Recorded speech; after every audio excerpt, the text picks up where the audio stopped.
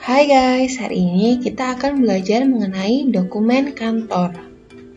Sebelum kita mulai pelajaran, jangan lupa untuk subscribe channel ini, klik tombol like, komen, dan share ya. Selamat belajar!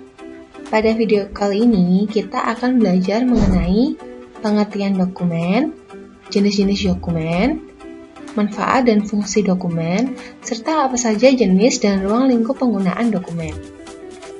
Dalam kehidupan sehari-hari, kita tidak bisa terlepas dari adanya dokumen. Dokumen sangat diperlukan untuk mencapai keteraturan dalam kehidupan manusia. Sejak kita belum lahir, kita telah memiliki dokumen berupa foto USG. Setelah lahir, orang tua kita membuatkan dokumen berupa akta kelahiran. Saat kita memasuki bangku sekolah, kita memiliki dokumen berupa raport dan juga ijazah. Dokumen merupakan sesuatu yang sangat penting dan berharga. Dari sebuah dokumen, kita akan memperoleh informasi tentang berbagai hal. Informasi tersebut bisa berupa asal-usul, sejarah, identitas, dan bukti-bukti lainnya. Dokumen adalah surat-surat atau benda-benda yang berharga, termasuk rekaman yang dapat dijadikan sebagai alat bukti untuk mendukung keterangan supaya lebih meyakinkan. Sedangkan dokumentasi merupakan suatu kegiatan mencari, mengumpulkan, menyusun, menyelidiki, meneliti, dan mengolah serta memelihara dan menyiapkan dokumen baru sehingga lebih bermakna. Sehingga dapat disimpulkan bahwa dokumentasi merupakan proses pembuktian yang didasarkan atas sumber jenis apapun, baik yang bersifat tulisan, lisan, gambaran, maupun arkeologis. Yang kedua, apa sih manfaat dan fungsi dokumen? Dokumen yang diterbitkan memiliki tujuan tertentu, di antaranya adalah 1. Sebagai alat komunikasi. 2. Bukti dari kegiatan yang telah dikerjakan atau dilakukan oleh seseorang. 3. Data pendukung apabila terjadi atau menghadapi masalah. Dan yang keempat, data pendukung untuk melakukan proses pengurusan barang atau kargo. Lalu, apa manfaat dan tujuan dokumen? Yang pertama, dokumen dapat memberikan bantuan informasi tentang isi dokumen kepada pihak yang tertentu yang memerlukannya.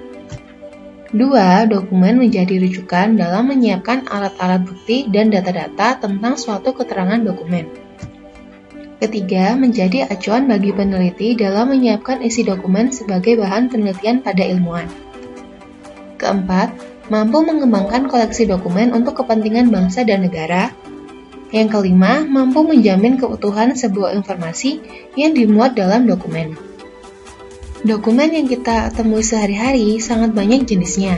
Berikut adalah beberapa jenis-jenis dokumen yang umum kita temui di kehidupan sehari-hari. Yang pertama berdasarkan pemakaiannya atau kepentingannya. Yang pertama yaitu dokumen milik pribadi. Dokumen pribadi yaitu dokumen yang menyangkut kepentingan perorangan terkait dengan surat pembuktian terhadap peristiwa yang telah dilakukan. Contoh dari dokumen pribadi adalah seperti KTP, ijazah, akta kelahiran, ataupun SIM. Yang kedua, sebagai dokumen niaga. Dokumen niaga berkaitan dengan jenis perniagaan berupa surat niaga untuk membuktikan peristiwa sebuah transaksi perdagangan. Contoh dari dokumen niaga seperti cek, faktur, invoice, ataupun kwitansi. Yang ketiga yaitu dokumen sejarah. Dokumen sejarah berkaitan dengan sejarah yang biasa dilakukan untuk mendukung atau membuktikan sebuah peristiwa di masa lalu. Contohnya seperti fosil, tugu, prasasti, naskah proklamasi, atau autobiografi. Yang keempat yaitu dokumen pemerintah. Dokumen pemerintah merupakan dokumen yang berisi tentang informasi ketatanegaraan suatu pemerintah atau sebuah negara. Contoh dari dokumen pemerintah adalah undang-undang, perpu, perda, atau permen. Jenis dokumen yang kedua adalah berdasarkan bentuk fisiknya. Yang pertama yaitu dokumen literer. Dokumen ini merupakan dokumen yang ada karena dicetak, ditulis, digambar, atau direkam. Contohnya seperti buku, majalah, dan juga film.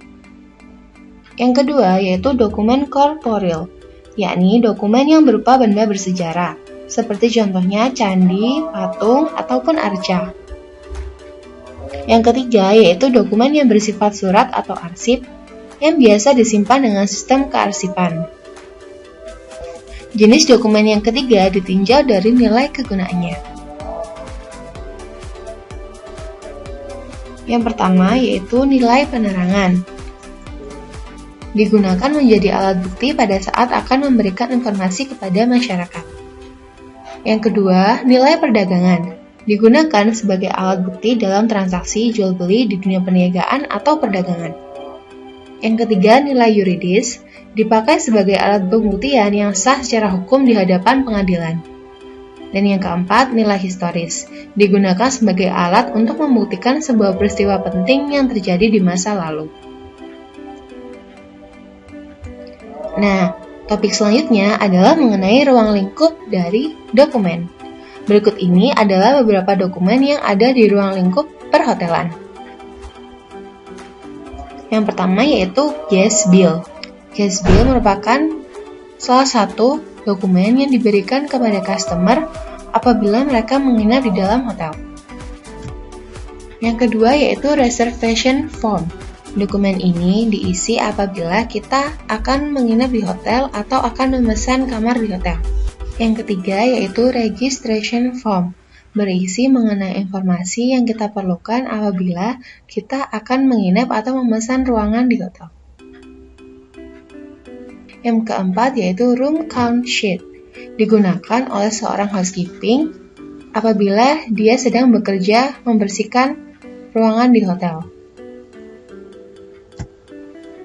Yang kelima, room recapitulation sheet, yaitu memuat informasi mengenai jumlah kamar yang berhasil dijual atau telah dipakai oleh customer. Berikutnya adalah menu list. Biasanya ini ada di bagian hotel yaitu di restoran. Berisi mengenai menu apa saja yang disediakan oleh pihak hotel beserta dengan harganya. Selanjutnya ada restaurant and bar order.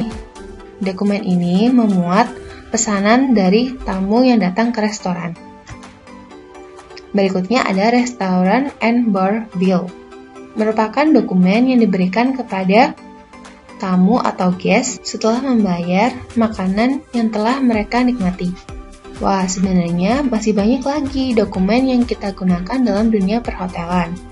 Bagaimana? Sudah mengerti kan apa itu dokumen dan apa saja dokumen yang biasa ada di hotel? Semoga video ini membuat kalian semakin semangat belajar. Terima kasih.